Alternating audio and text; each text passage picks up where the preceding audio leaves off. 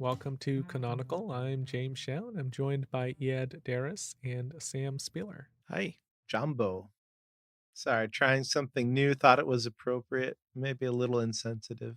Yeah, it's the podcast version of Dude Wearing a Fedora, by which I mean ultra cool.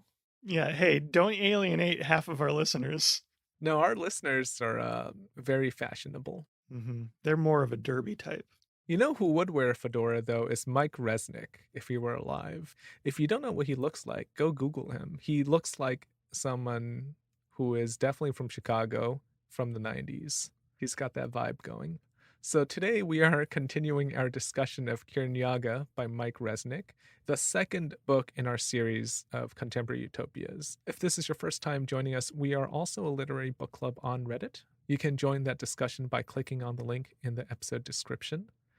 If you'd like to support us in your local bookstore, you can use our bookshop.org link. That's also in our episode description. And we are on social media at Canonical Pod. So this week, we'll be focusing on the fable aspect of this book. So Sam, you're someone who's always interested in this kind of crap. Fables and parables. What do you want to tell us about fables and parables? Before we get any further, I want to talk about a distinction that is not made in the book, but probably should be. The longer title of this novel is Kirinyaga, A Fable of Utopia. And I don't think it's a fable. A fable features animals, plants, inanimate objects, or forces of nature that are anthropomorphized and that can talk and illustrate or lead to a particular moral lesson. So, for example, Aesop's famous fables like The Tortoise and the Hare, or a bit more modern, George Orwell's Animal Farm. On the other hand, a parable does not use animals in this way. It does not give them speech or other human powers, and instead focuses on people. So, for example, from the Bible, the prodigal son is a good example of this. So, does he just have these terms backward? Because he seems to use them, I wouldn't say interchangeably, but what he tells the kids are fables, and yet he usually calls them parables. But the overall story, you could probably call a parable, but he calls it a fable.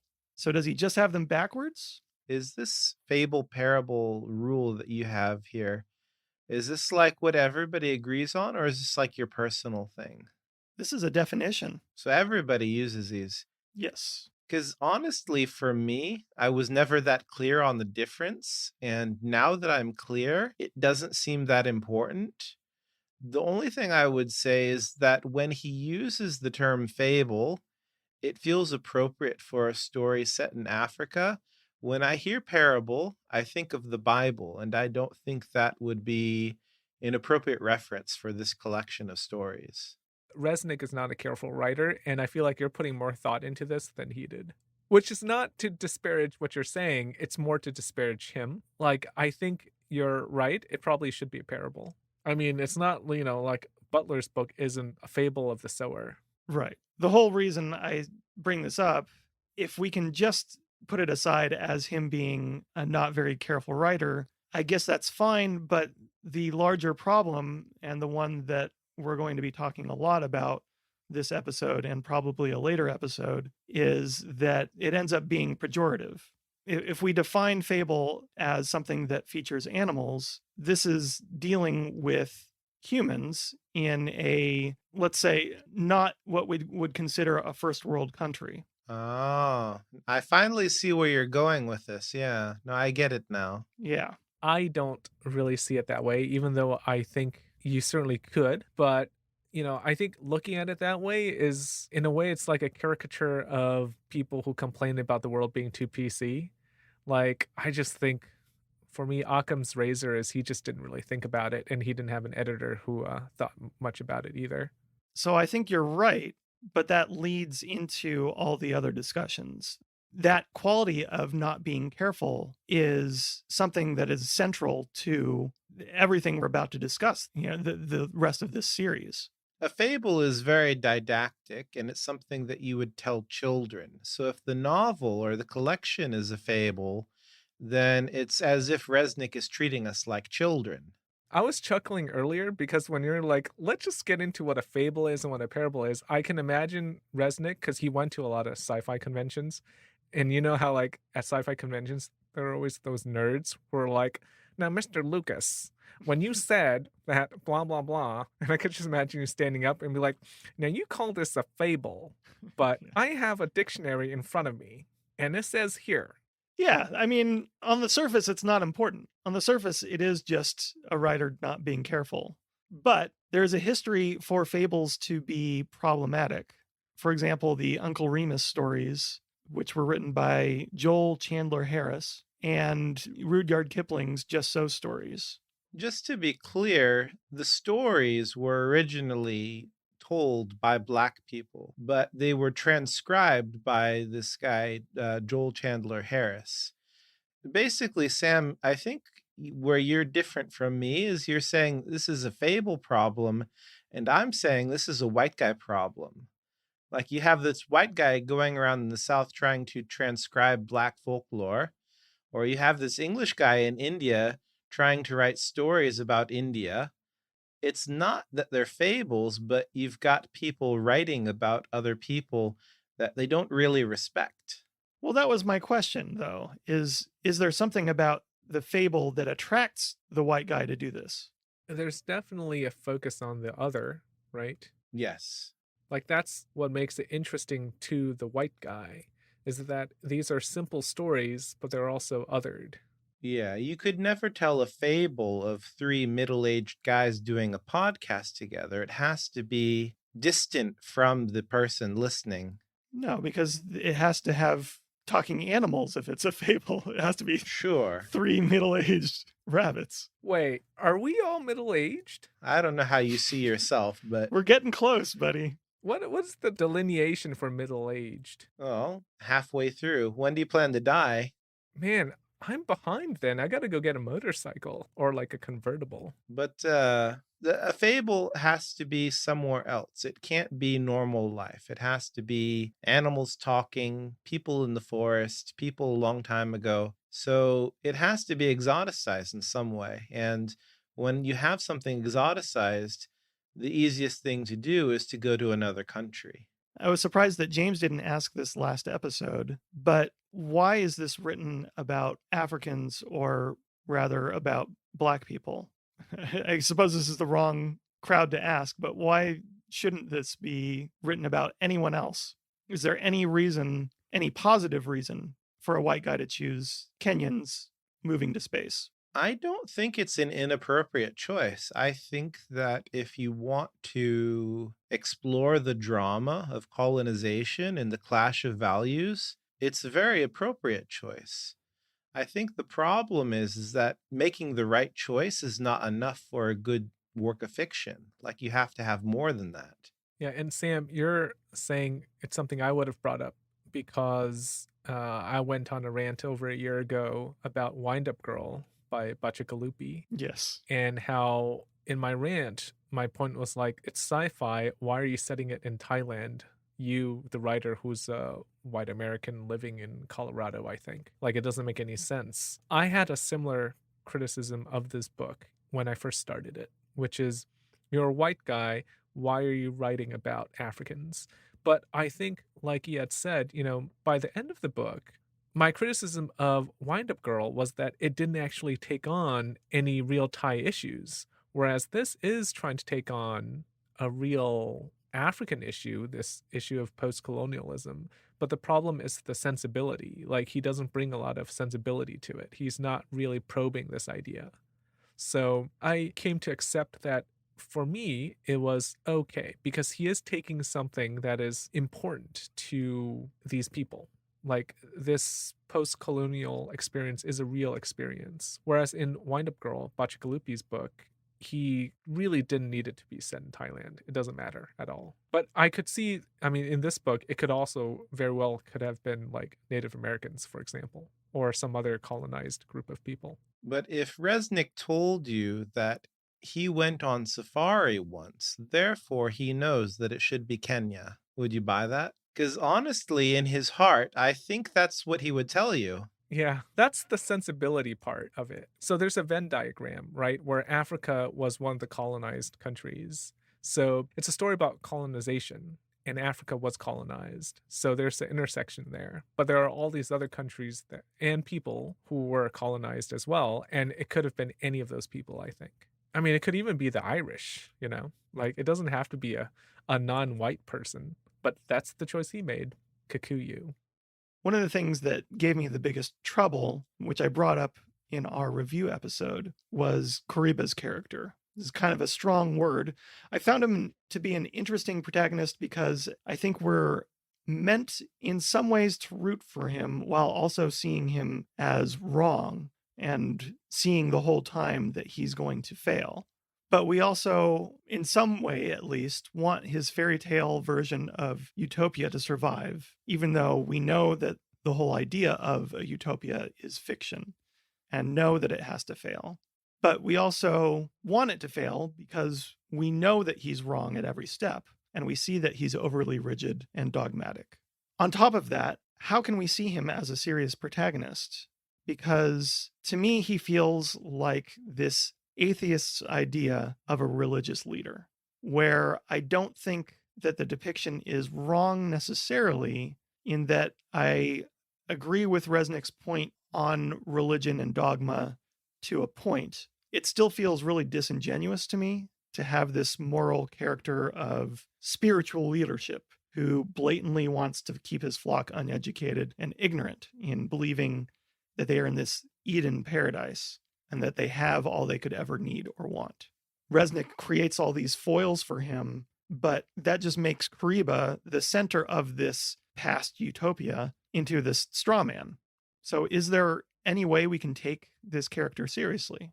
I think that it is a challenge, but I don't know if it's entirely fair to ascribe his complex nature just to Resnick. I think it's worth noting that when he wrote the original story, it was in response to Orson Scott Card, who gave him this challenge, and there were two rules in the challenge.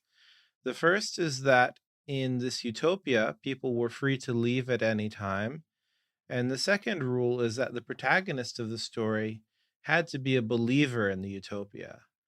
So Kariba is the way he is because that was a rule that was presented for him. And I think that it works better than it would have otherwise, because I think the reason why Orson Scott Card put that rule in place is when you have this kind of smart alecky outsider criticizing a situation, that can only be so interesting. But when you examine a situation from the inside with the belief or with a protagonist that you identify with who believes that it will work, it's more dramatic when that is undone. So I think it was more successful than perhaps you give it credit for. Let me rephrase a little bit because I think I maybe led you to focus on the wrong thing. I don't disagree with anything you just said. One of my main problems is Kariba's status and function as a religious leader. I think that butts up against Resnick's atheism. And what I'm getting at is that while I don't have a problem with Resnick's point of view, I feel like Kariba is Resnick's atheist vision of this insider religious leader. So it's hard for me to take Kariba seriously as a character at all because he's so dogmatic. It's not just that he believes it, it's that I can't really get behind anything Kariba says. Not because he fully believes in this utopia. I think that's what makes him somewhat believable and somewhat of an argument. But the problem for me is how there doesn't seem to be any redeeming quality.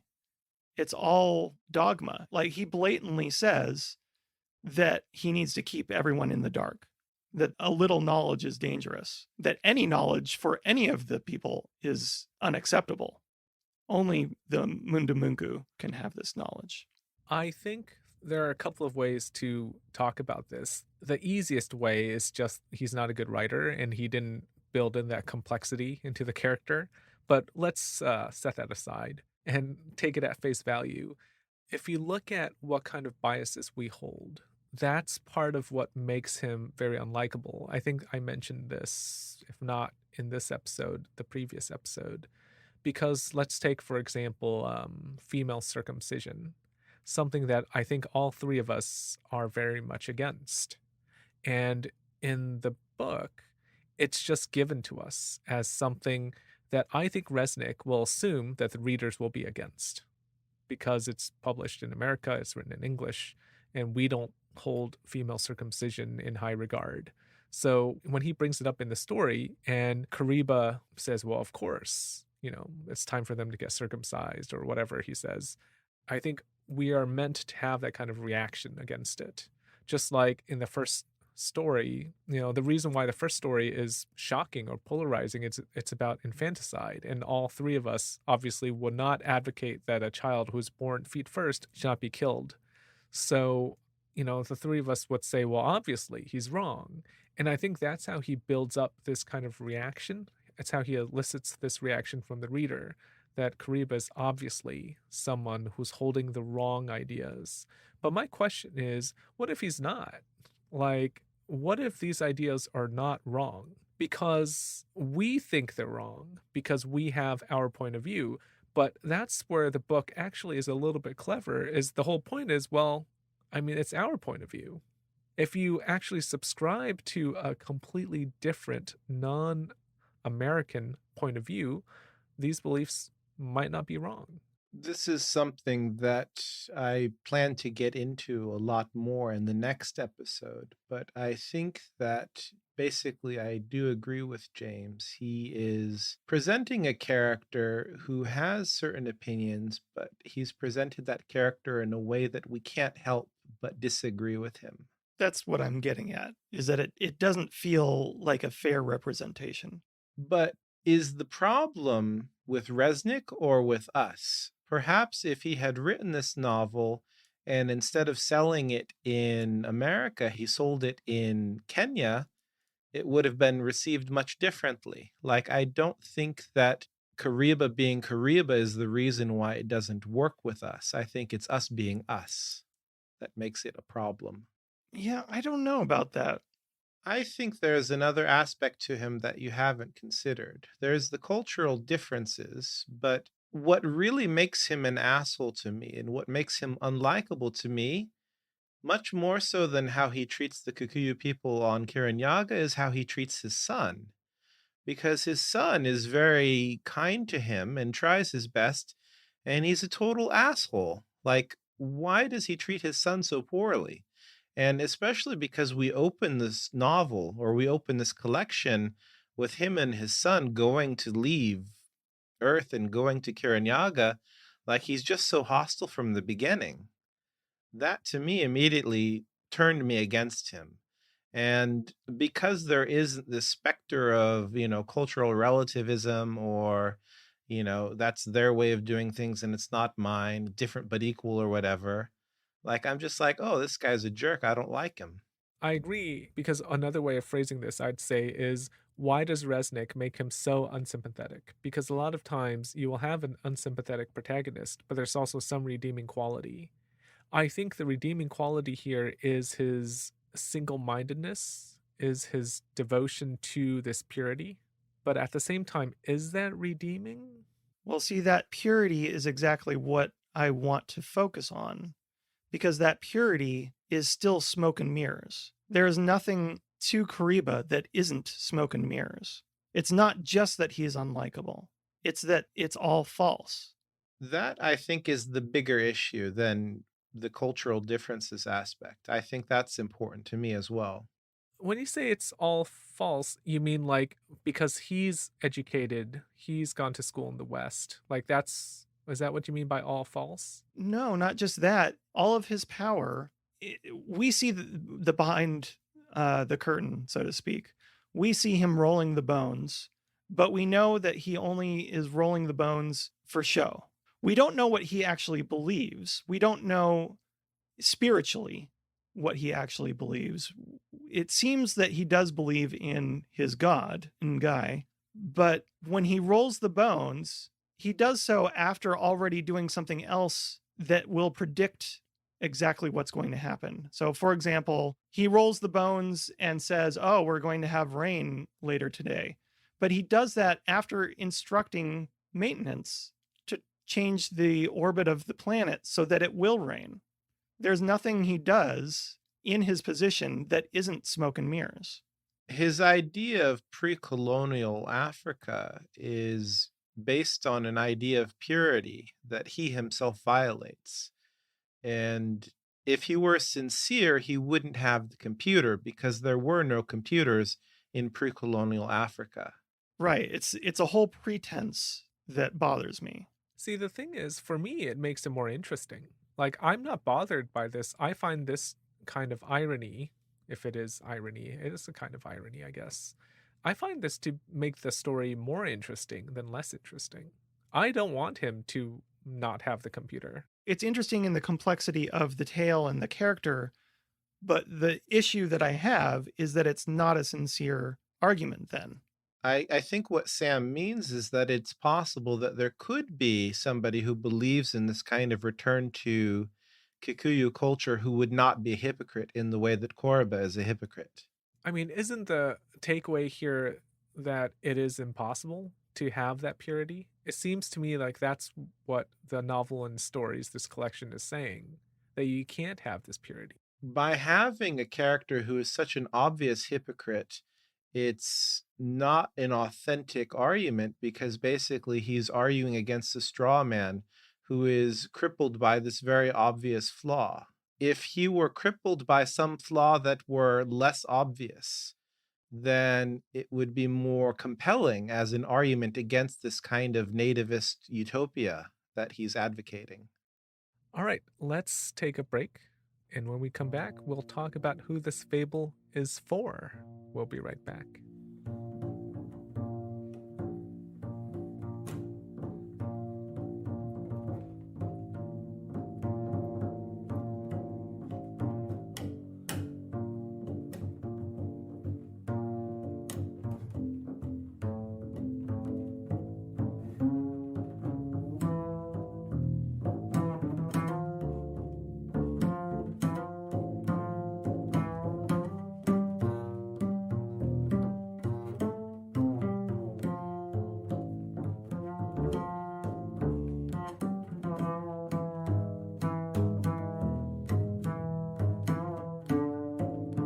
Welcome back. So now that we've discussed a few things about the nature of fables, I want to take a look a little bit about how this is functioning as a fable and how we should look at it, if it even is a fable. What I mean is, if we take this as more of a face value science fiction novel, then I think what we have is a problematic set of stories that at their heart still have this kind of unique way of looking at Africa's history and the ideas of utopia. But if we take into the equation that this is supposed to be a fable or a parable, like I said before, then these stories are really about something else, that there's this meta-narrative quality here that might be worth looking into. I think if this book is to endure, then the interpretations of these stories must also be able to endure and maybe even change over time. So, for example, even though this book was finished in the late 90s, I see a lot of parallels to the political climate of today. The basic question, I guess, is what is the moral? There's the post-colonial thing, but I think I'm looking at this as a really broad sense of utopia. I started looking at this as an argument against constitutionalism. Okay. A pessimistic grunt. That's how I'm going to transcribe that. Well, so I'm trying to make this relevant to today. While I think the idea of utopia is something worth discussing, I don't think there's a whole lot to it. Because I guess I consider it a foregone conclusion that utopias... I'm totally the opposite. I'm way more excited about discussing utopias and way less excited about talking about constitutionalism. It's not that I want to talk about constitutionalism. It's that I'm trying to apply this to have some sort of meaning to today's life or to what I see going around. So when I see this dogmatic fist hammering a table talking about how things are supposed to be and talking about the charter that was signed, I keep going back to this, pointing to John Hancock's giant signature and saying, well, this is what it's supposed to be. We have this character, Kariba, who is so focused on keeping things the way they are or were. So much so that he loses sight of the fact that it was never actually what he thinks it was. His vision of this utopia, not only is it only his vision and no one else's, even though he thinks he shares this vision with other people, it's a mythologized vision that never really existed. We see this when he's talking with the elders, and we see this when he's talking with Ndemi. So when I'm trying to relate this to other things, everyday life today, what I see is someone saying the constitutionalists had it perfect. The US was this utopia. The founding fathers were these perfect mythological beings that never could do any wrong. Sam, I doubted you earlier, and you've totally turned me around. I'm on board. I should not have doubted you. Please forgive me. But yeah, it makes sense because there are people in American politics who talk about the Constitution and the founding fathers as if they were perfect. And they also talk about their beliefs as if they have privileged access. And I think that's very similar to what Kariba is doing here. He's kind of speaking for the past and for their ancestors as if he has privileged access when he doesn't really have it. And he's preventing progress based on this idea that perfection has already been attained. He's not allowing any change to this utopia, even in the face of failure. To him, it's all or nothing, and it has to be exactly as it was at the very beginning. A beginning that didn't even really exist with him. A beginning that's hundreds of years in the past.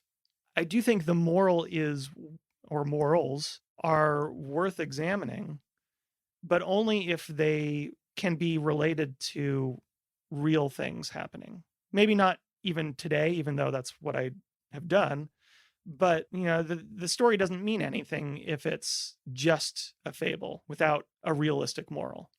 Are there modern utopian societies that are trying to do anything similar to what Koriba is doing?